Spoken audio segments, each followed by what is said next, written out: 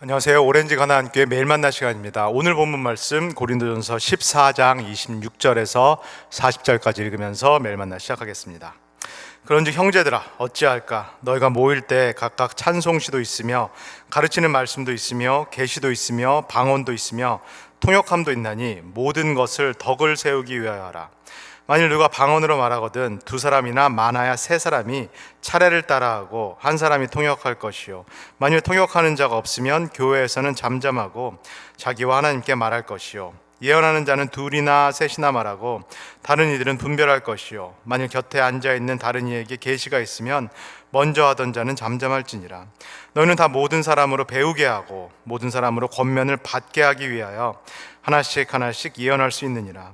예언하는 자들의 영은 예언하는 자들에게 제재를 받나니 하나님은 무질서의 하나님이 아니시요 오직 화평의 하나님이시니라. 모든 성도가 교회에서 함과 같이 여자는 교회에서 잠잠하라. 그들에게는 말하는 것을 허락함이 없나니 율법에 이른 것 같이 복종할 것이요 만일 무엇을 배우려거든 집에서 자기 남편에게 물을지니 여자가 교회에서 말하는 것은 부끄러운 것이라. 하나님의 말씀이 너희로부터 난 것이냐 또는 너희에게만 임한 것이냐. 만일 누구든지 자기를 선지자나 혹은 신령한 자로 생각하거든 내가 너희에게 편지하는 이 글이 주의 명령인 줄 알라. 만일 누구든지 알지 못하면 그는 알지 못한 자니라. 그런즉 내 형제들아 예언하기를 사모하며 방언 나르기를 금하지 말라. 모든 것을 품위 있게 하고 질서 있게 하라. 아멘. 함께 고린도전서 말씀 생명의 삶 순서에 따라서 이 말씀을 나누고 있습니다. 우리가 말씀을 연속적으로 나누고 있기 때문에 우리 성도님들이 빼먹지 말고 빠지지 말고 이 말씀을 계속 들으시고 또 나누시면 좋겠습니다. 매일 만나 계속 나가고 있는 것, 그 다음에 수요 예배, 토요 설교 다 이 순서대로 진행이 되고 있습니다. 사실은 저하고 우리 강훈지 전사님께서 사역에서 가장 시간을 많이 드리고 공을 많이 들이고 심혈을 기울이는 것이 이 말씀 사역이 되겠습니다. 우리 교회는 말씀 중심의 교회입니다. 말씀이 이끄는 교회입니다. 우리 사역팀이 우리 성도님들께 드릴 수 있는 최선의 사랑, 아니 마땅히 드려야만 하는 그 최선의 사랑이 바로 이 하나님의 말씀이 되겠습니다. 그래서 우리 성도님들도 무엇보다도 이 말씀을 중요하게 여기는, 말씀을 귀히 여기는 우리 성도님들 되시기를 또 주님의 이름으로 소원합니다. 이 고린도 전서라는 것은 제가 반복해서 말씀을 드렸습니다. 특정한 편지입니다. 1세기의 고린도 교회라는 매우 특수한 교회에 보낸 사도 바울의 편지입니다. 그래서 이 고린도 전서를 잘 이해하기 위해서는 1세기의 고린도 교회를 잘 이해해야 됩니다. 그리고 고린도 교회를 잘 이해하기 위해서는 이 고린도 교회가 놓여져 있는 1세기의 이 고린도 사회, 이 세상을 잘 이해해야 됩니다. 이 교회가 놓여져 있는 고린도 세상, 고린도 사회는 한마디로 말하면 이방 사회입니다. 그냥 100%가 이방인들로 비기독교인들로 구성되어 있다라고 말해도 과언이 아니겠습니다. 이 조그만한 고린도 교회, 이 교회에 모여있는 기독교인들은 제 1%가 안 됐던 것으로 보는 것이 현실적이었습니다. 99% 이상의 사람들이 이 고린도 도시 사회에서 비기독교인이다. 이 얘기는 이 고린도 교회라는 것이 고린도라는 세상 사회와 매우 가깝다라는 얘기입니다. 이 고린도 교회가 이 고린도라는 세상 사회로부터 많은 영향을 받을 수밖에 없다라는 거, 이 고린도 교회에 들어온 사람들도 예전에는 다 이방이었다라는 것을 우리가 반드시 기억해 볼 필요가 있겠습니다. 그러나 반대로도 생각을 해볼 수 있겠습니다. 이 고린도 교회에 들어와 있는 이 기독교인들이 전체 비율에서 채 1%가 안 되고 고린도 사회가 99% 비기독교인들로 구성이 되어 있는데 생각을 완전히 반대로 할 수도 있겠습니다. 이 1%가 채 안 되는 고린도 교회가 세상을 바꿀 수도 있다는 겁니다. 이 1%안 되는 교회가 세상으로부터 영향을 받아서 동화가 되고 타협하고 그래서 변질되고 타락할 가능성도 매우 크지만은 역으로 반대로 이 작은 교회가 고린도 세상 사회 전체를 바꿀 수도 있다는 얘기입니다. 언제 그게 가능할까요? 이 고린도 교회가 교회로서의 본질을 회복할 때, 우리가 성경에서 말하는 대로 정말로 이 고린도 교회에 있는 이 고린도 기독교인들이 예수님께서 말씀하셨듯이 빛과 소금의 그 역할을 감당할 때, 그럴 때 세상이 변화될 수 있습니다. 빛이 많을 필요도 없습니다. 조금만 빛만 있어도 어둠 전체를 밝힐 수 있는 그 능력이 있습니다. 소금도 마찬가지입니다. 음식에 많이 집어넣을 필요도 없습니다. 이 조그마한 소금만 있어도 음식의 맛을 낼 수 있을 뿐만 아니라 이 음식 전체가, 고린도라는 세상, 사회 전체가 부패하는 것을 막을 수 있겠습니다. 지금 사도 바울이 고린도 전서라는 이 편지를 쓴 것도 바로 이 가능성을 보았기 때문입니다. 이 고린도 교회가 올바로 서게 된다라면은 교회뿐만 아니라 하나님께서 원하시는 이 고린도라는 세상, 사회가 바뀔 수 있다라는 것을 보았기 때문입니다. 우리 성도님들은 어벤져스라는 영화를 혹시 보신지 모르겠는데 거기서 닥터 스트레인저라는 그런 인물이 나옵니다. 그 인물이 미래를 내다보고 100만 분의 1의 가능성을 보면서 이 타노스를 이길 수 있는 그 확률이 있다라는 것을 보게 됩니다. 마찬가지로 지금 사도 바울이 그 확률을, 그 불가능의 가능성을 보고 있다라고 우리가 할 수 있겠습니다. 사도 바울이 이 가능성을 내다보면서 고린도 교회를 향해서 말하는데, 어제 수요 예배를 통해서 본 것처럼 지금 14장에서 다루고 있는 문제는 방언의 문제입니다. 어제 본문이었던 우리 14장 23절을 한번 같이 읽겠습니다. 그러므로 온 교회가 함께 모여 다 방언으로 말하면 알지 못하는 자들이나 믿지 아니하는 자들이 들어와서 너희를 미쳤다 하지 아니하겠느냐. 이 99%이 고린도 사회의 비기독교인들이 이 조그마한 교회, 이 작은 고린도 교회를 주목을 하고 있다는 겁니다. 이 사람들이 그러나 이 교회에 딱 들어왔을 때 만약에 이 교회가 무질서하다, 공예제바가 시작됐는데 무분별하게 사람들이 알아들을 수 없는 그런 말들로 예언을 하고 있다, 그리고 이것이 전혀 통제가 안 되는 그런 상황이다. 만약에 비기독교인들이 교회 안에 들어와서 이 모습을 보게 된다라면은 사도 바울이 묻습니다. 이 사람들이 교회에 대해서 어떻게 생각할 것인가? 이 작은 모임, 이 작은 종교가 과연 무슨 종교냐? 이 사람들은 무엇을 믿고 어떻게 행동하는가? 한마디로 말해서 이 사람들 미친 사람들이 아닌가라고 생각하게 된다는 것입니다. 이 사람들이 지금 알아들을 수 없는 말들로 막 기도를 하고 있는데, 마치 무슨 황홀경에 빠진 것처럼, 소위 말하는 접신을 한 것처럼 서로 무분별하게 행동하고 무질서하게 말하고 있는데, 이거 위험한 종교가 아닌가? 이거는 맹목적인, 그냥 덮어놓고 믿는 이 반지성적이고 심지어는 반사회적인 그런 종교 아닌가? 가까이 가면 안 되겠다, 믿으면 안 되겠다라는 그런 생각을 이 99%가 넘는 고린도 세상 사람들이 하게 된다라는 말씀입니다.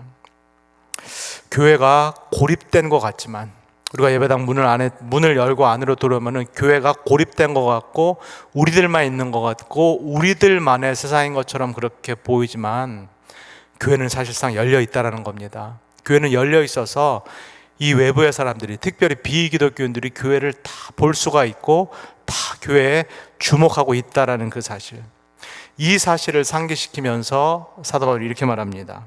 우리 어제 본문인데 24절에서 25절입니다. 그러나 다 예언을 하면 믿지 아니하는 자들이나 알지 못하는 자들이 들어와서 모든 사람에게 책망을 드리며 모든 사람에게 판단을 받고 그 마음에 숨은 일들이 드러나게 되므로 엎드려 하나님께 경배하며 하나님이 참으로 너희 가운데 계신다 전파하리라. 여기서 말하는 방언이라든가 여기서 말하는 예언이라는 것은 단순히 방언에 대한 통역이 아닙니다. 그것만 의미하는 것이 아닙니다. 소위 말하는 통변만 의미하는 것이 아닙니다. 고린도전서에서 말하는 예언이라는 것은 조금 더 넓은 의미입니다. 하나님의 말씀, 그리고 하나님의 계시라는 것입니다. 특별히 예배 가운데에서는 방언을 말할 것이 아니라 사람들이 알아들을 수 있는 이 예언, 이 하나님의 말씀을 선포한다라고 사도 바울이 이야기를 합니다. 그렇다면 이 공예배에서 무질서하게 알아들을 수 없는 방언이 막 쏟아지는 것이 아니라 사람들이 알아들을 수 있는 이 모국어로 이 하나님의 계시의 말씀, 이 고린도 교인들을 향한 하나님의 분명한 뜻이 이렇게 선포가 된다라면은 그때 무슨 일이 일어난다라고 사도 바울이 방금 읽은 구절에서 말씀하고 있나요? 책망을 받게 된다라고 말씀합니다. 사람들이 책망을 받게 되고 판단을 받게 된다라고 말씀합니다. 누구로부터 책망을 받고 누구로부터 판단을 받는다라는 말씀일까요? 단순히 인간 사역자, 인간 설교자에게 책망받고 판단받는다는 얘기가 아니라 이 인간 설교자를 통해서 하시는 하나님의 책망, 그리고 하나님의 판단의 이 말씀을 듣게 된다라고 합니다. 그리고 본문을 쭉 따라가 보면은 이 올바른 책망과 판단을 하나님을 통해서 받게 되면은 또 무슨 일이 일어난다라고 말씀합니까? 우리 마음에 숨은 뜻이 드러난다라고 말합니다. 우리 마음에 숨겨진 이 실상, 실체, 내가 잘 알지 못하는, 내가 볼 수 없는 나의 숨겨진 이 속마음, 실체가 드러난다라고 말씀합니다. 그렇다면 이렇게 말씀을 통해서 책망과 판단을 받고 내 속마음이 드러날 때, 내 실체가 드러날 때, 그때 나는 누구인가요? 그때 나는 하나님 앞에서 죄인입니다. 이 고린도 교인들이 아무리 자신들이 영적으로 성숙하다가 말할지 몰라도, 아무리 자신들이 많은 신령한 은사들 갖고 있다라고 그렇게 말할지 몰라도, 자기 스스로 어떤 자기 평가서 채점표를 만들어 놓고 나는 괜찮다, 나는 영적으로 건강하다, 나는 안다라고 모든 것들을 체크해 놓았다라고 해도 하나님의 올바른 말씀이 들리고 책망과 판단이 들리고 숨겨진 우리의 실상을 이 하나님의 말씀이 보여주실 때 하나님 앞에서는 우리가 죄인으로 드러날 수밖에 없다라는 말씀입니다.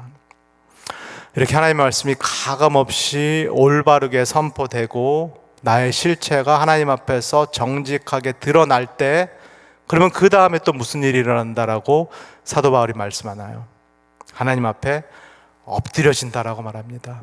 하나님 앞에 엎드려지는 그 일, 조금 직접적으로 표현하면 하나님 앞에 꼬꾸라지는 그 일이 반드시 일어난다라고 말씀합니다. 우리 성도님들이 성경의 많은 내용들을 한번 생각해 보시면 좋겠습니다.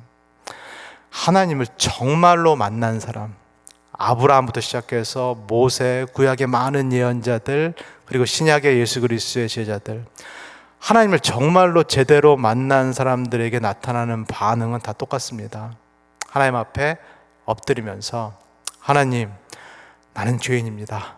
하나님, 나는 부정한 사람입니다. 하나님, 나를 떠나소서. 이 진실된 고백, 이 겸허한 고백이 터져 나올 수밖에 없다라는 말씀입니다. 그러면서 사람들이 이 공동체에는 정말로 하나님께서 살아계시는구나, 이 공동체에서는 하나님의 말씀이 정말로 역사하는구나 라는 것을 기독교인들 뿐만 아니라 밖에서 지켜보고 있었던 이 고린도 사회의 비기독교인들도 마침내 알게 된다라는 그런 말씀입니다. 우리 성도님들은 어떻게 생각하실지 모르겠지만은 지금 한국교회 그리고 이민교회들이 당면하고 있는 가장 큰 문제들 중에 하나는 바로 이것입니다. 하나님의 말씀의 침묵입니다. 올바른 하나님의 말씀의 부재입니다. 우리는 올바른 가감없는 하나님의 말씀을 좋아하는 것이 아니라 달콤한 말씀, 달달한 말씀, 나를 위로해주고 터치해주는 그런 말씀을 좋아하고, 그런 말씀을 설교하는 설교자를 우리는 좋은 설교자라고 그렇게 얘기합니다. 그러나 오늘 본문에 따르면 어떤 말씀이 하나님께서 우리를 다루시는 그런 좋은 말씀이요, 또 올바른 말씀이 될까요?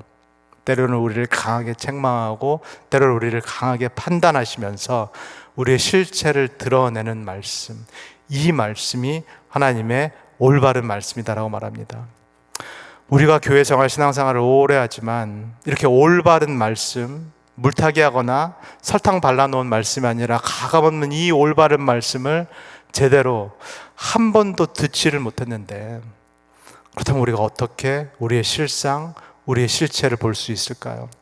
먼저 우리의 실상, 우리의 실체, 우리가 병들었다라는 거, 우리가 자기 사랑의 깊은 병에 빠져 있다라는 거, 우리가 하나님과의 올바른 관계와 이웃과의 올바른 관계를 고의적으로 훼손했고 그렇게 살아가고 있는 죄에 매여 있다라는 우리의 실상을 교회 생활을 오래 해서도 제대로 한 번도 본 적이 없는데, 올바른 말씀에 맞닥뜨린 적이 없는데 어떻게 우리가 구원을 받을 수 있으며, 우리가 어떻게 치유를 받을 수 있으며, 우리가 어떻게 자유함을 누릴 수 있으며, 우리가 어떻게 회복을 누릴 수 있을까요?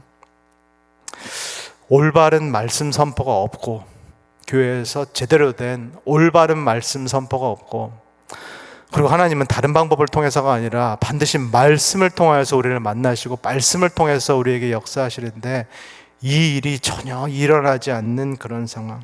계속해서 고린도 교인들은 나는 스스로 영적이다, 스스로 영적이다, 나는 은사를 갖고 있다, 나는 아프지 않다, 나는 하나님에 대해서 잘 알고 있다, 계속 이렇게 말하고 있는 상황. 이 상황에서 사도 바울이 오늘 본문에서 이렇게 말씀합니다. 우리 36절에서 38절까지 읽겠습니다. 하나님의 말씀이 너희로부터 난 것이냐 또는 너희에게 임한 것이냐, 만일 누구든지 자기를 선지자나 혹은 신령한 자로 생각하거든 내가 너희에게 편지하는 이 글이 주의 명령인 줄 알라. 만일 누구든지 알지 못하면 그는 알지 못하는 자니라. 이 고린도 교회 교인들의 병이 너무나 깊은 나머지, 자기 사랑의 병이 너무나 깊고 자기 스스로에 대한 평가, 이 자화자찬이 너무 과하고 지나친 나머지 이제 누구 말씀도 하나님의 말씀으로 듣지 못한다는 얘기인가요? 하나님께서 부르시고 세우신 이 사도 바울이 지금 편지를 통해서 말씀하고 있는 이 글조차도 그저 인간의 글로 여기고 하나님의 말씀으로 듣지 못한다라는 겁니다. 나는 하나님과 직통으로 연결되어 있다, 나는 직통 계시를 받을 수 있다, 나는 방언을 한다, 나는 예언을 한다라는 스스로 영적으로 성숙하다라는 이 생각에 깊이 빠진 나머지 이제 사도 바울을 통해서, 하나님께서 공적으로 세우신 사도 바울을 통해서 모든 사람들이 알아들을 수 있는 그 말로 하는 이 말조차 하나님의 뜻, 하나님의 계시, 하나님의 말씀으로 들을 수 없다라는 것입니다. 자신에 대해서 너무 자기 자화자찬이 큰 나머지 말씀 아래에 자기 자신을 세우지 못한다는 겁니다. 말씀 아래에 자기 자신을 세우지 못하고 말씀 위에 서서, 설교자 위에 서서, 심지어는 하나님 위에 서서 자꾸만 말씀을 평가하고 자꾸만 설교자에게 점수를 매기고 평가하는 그 일들을 이 고린도 교회 교인들이 심지어는 사도 바울을 대상으로 하고 있다라는 그런 말씀입니다. 사랑하는 우리 오렌지 가나안 교회 성도 여러분, 제가 본질적인 질문을 하나 드려보도록 하겠습니다. 우리 성도님들은 신앙생활을 어떤 이유로 하고 계신지요?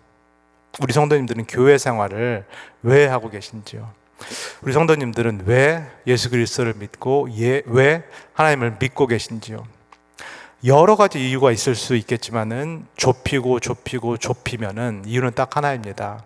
그것은 우리가 구원을 받기 위함입니다. 우리가 회복을 누리고 우리가 구원을 받고 치유를 얻기 위함입니다. 그렇다면 우리가 무엇으로부터 구원을 얻고 무엇으로부터 자유와 해방을 누린다라는 말씀일까요? 죄입니다. 죄로부터 구원을 받고 죄로부터 자유와 해방을 누린다라는 말씀입니다. 그러면 또 죄는 무엇인가요? 이 죄라는 것을 좁히면은 또 무엇인가요? 초대교배였던 어거스틴이 말한 것처럼, 그리고 바울이 줄기차게 말하는 것처럼 죄의 근원이라는 것은 하나님 앞에서의 우리의 교만이 되겠습니다. 하나님 앞에서의 우리의 자만, 교만이 이 원죄, 뿌리 깊은 죄의 근원이 되겠습니다.